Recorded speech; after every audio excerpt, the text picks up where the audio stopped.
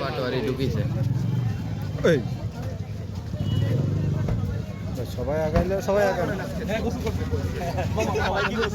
বাগেরহাট অনেক সুন্দর জায়গা, এখানে শিক্ষা এবং স্বাস্থ্য ব্যবস্থা সমস্যা রয়েছে। আশা করি যে সরকার এগুলো সমাধান করবে এবং আমরা যদি ক্ষমতা আসি ইনশাল্লাহ আমরা বলেছি যে খান জাহান আলী আলাদা করে ইনস্টিটিউট করব, কমপ্লেক্স করব আমরা, যেখানে হলো শিক্ষা স্বাস্থ্য সবকিছু থাকবে এবং আমরা খান জাহান আলী রহমতুল্লাহ আলাইহির নামে একটা ইউনিভার্সিটি প্রতিষ্ঠা করব বাগেরহাটে, যেটার মধ্য দিয়ে একটা সায়েন্স টেকনোলজি ইউনিভার্সিটি হবে, যেটার মধ্য দিয়ে বাগেরহাটে তরুণদের পড়াশোনা হবে এবং সাথে সাথে আমরা বাগেরহাটে নতুন করে কর্মসংস্থান সৃষ্টি করব।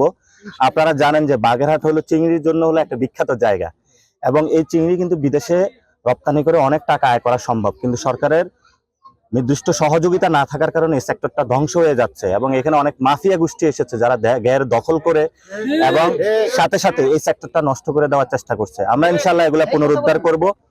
আর আজকে আমাদের পুরো বাংলাদেশের প্রতি যেটা আহ্বান, আমাদের একটা জায়গা ছিল যে আমরা বলেছিলাম রিফর্ম অ্যাসেম্বলি করতে হবে, অর্থাৎ সংস্কারটা বাস্তবায়ন করার জন্য। সরকার হলো এদিকে না হেঁটে সংশোধন প্রক্রিয়ার দিকে হেঁটেছে এবং আমরা 11 দলীয় জোট পুরো বাংলাদেশে হলো 10টা জায়গায় হলো বড় প্রোগ্রাম নিয়েছি। প্রত্যেকটা বিভাগে আমরা 1 লক্ষ লোক 1.5 লক্ষ লোক উপস্থিত হচ্ছে, আমরা প্রোগ্রাম করতেছি। 75% মানুষ হলো হ্যাঁ ভোট দিয়েছে এবং হলো সংস্কার বাস্তবায়ন করতে হবে। যদি বিএনপি সরকার এই সংস্কার বাস্তবায়ন করতে না পারে তাহলে দেশটা আরেকটা ফেসিবাদী কাঠামোর মধ্যে থেকে যাবে এবং বিএনপি সরকারের এলে এই সংস্কার ইস্যুতে পতনটা হবে বাংলাদেশে, যদি তারা সংস্কার বাস্তবায়ন না করে। দ্বিতীয় বিষয় হলো আমরা দেখতে পাচ্ছি বিএনপির ছত্রছায়ায় বিভিন্ন জায়গায় আওয়ামী লীগের হলো যারা গুন্ডা সন্ত্রাসী তারা জামিন পেয়ে যাচ্ছে এবং সাথে সাথে তাদের বিচারে কাঠগড়ায় তাদেরকে দাঁড় করানো হচ্ছে না।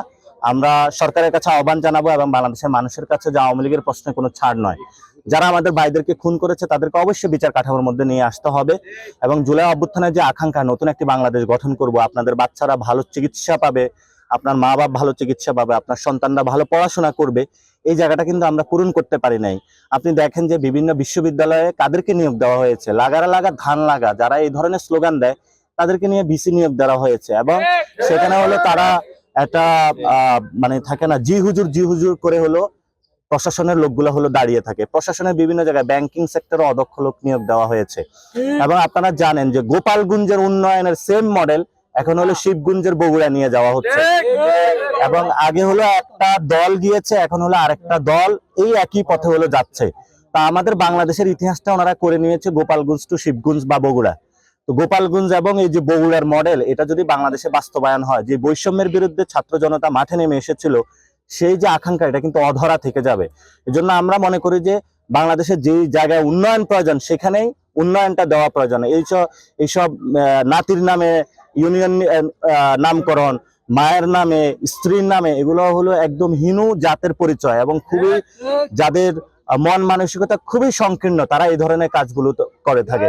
সেজন্য আমরা বলবো যদি নাম পরিবর্তন করতে হয় অথবা নতুন নাম দিতে হয়, সেখানে শহীদ আবু সাইদ আছে, শহীদ মুগ্ধ আছে, আমাদের 1400 শহীদ আছে, 1400 শহীদের নামে 1400টা ইউনিয়ন আপনি পরিবর্তন করুন।